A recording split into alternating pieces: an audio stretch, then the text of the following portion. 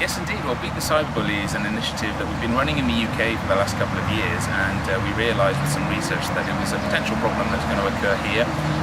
It's the whole point of the initiative is really to raise awareness and education levels around social media channels, around the digital environment itself, how your actions now online impact so much more than just what you say at the time, your online reputation management really. And so the initiative is an educational one.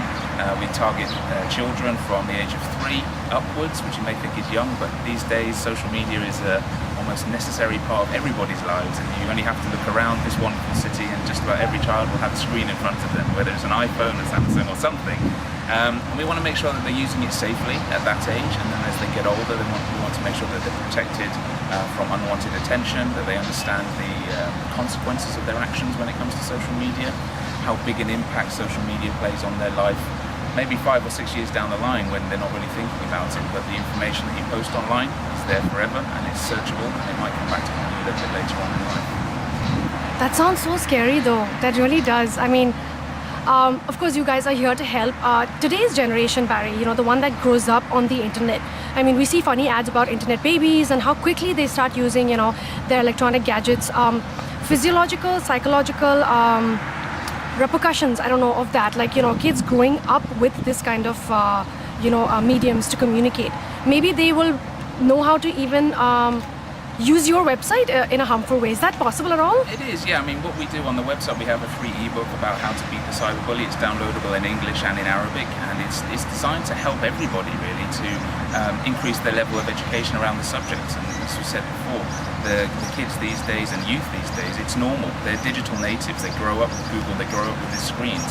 And part of the reason we started the initiative is because in many cases parents and teachers are feeling further and further disconnected, because they, and me to a certain extent at my age, trying to figure out the digital environment, and we refer to us as digital dinosaurs, and the youth today, they're digital natives. They don't understand what a library was, they've got Google. Why do I need to go to a library?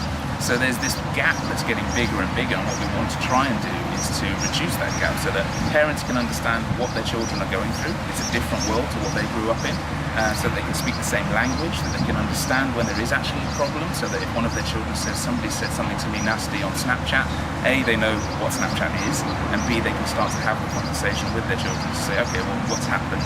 Let's address this. And really the underlying foundation is communication, so that if you're talking the same language, then we can address the problem.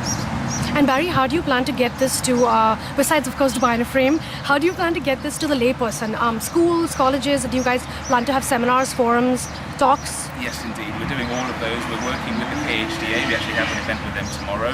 We're looking for corporate partnerships as well, so that we can actually go to every single school out there and deliver the workshops that we have. We've got an app that's in development as well. So we're obviously using great resources like Dubai in a Frame to get the exposure out there. If more people know that we're here to help, then we can help more people. But is there any age group specifically that bullies, or it could be even a 60-year-old trying to bully? Yeah, it's one of those things that unfortunately it doesn't really pander to age.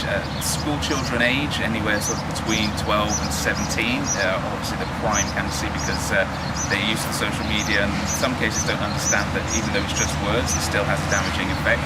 But a case study we had is a gentleman who was cyberbullied at work and left his role as a result of it because he felt there was no other resolution to the issue. So it's not just about children, and this is why we want to reach as many people as possible across the board, increase the level of education, and hopefully we can get to the point where we don't see some of the tragedies that we've seen in other parts of the world. And there hasn't been a recorded tragedy online here as yet, and hopefully if we can help contribute, then we'll keep that number to a minimum.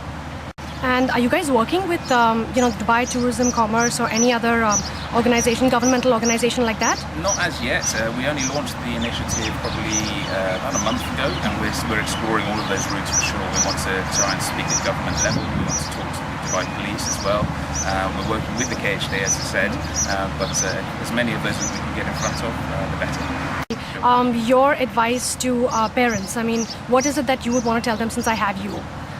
My advice to parents is to increase their level of understanding about the world that their children are growing up in, as much as possible understand the channels that are out there, the platforms that they're on, and most importantly just keep the communication channels open. You can be there when your child has a problem and at least understand the essence of the question. I think then we're starting at the right place.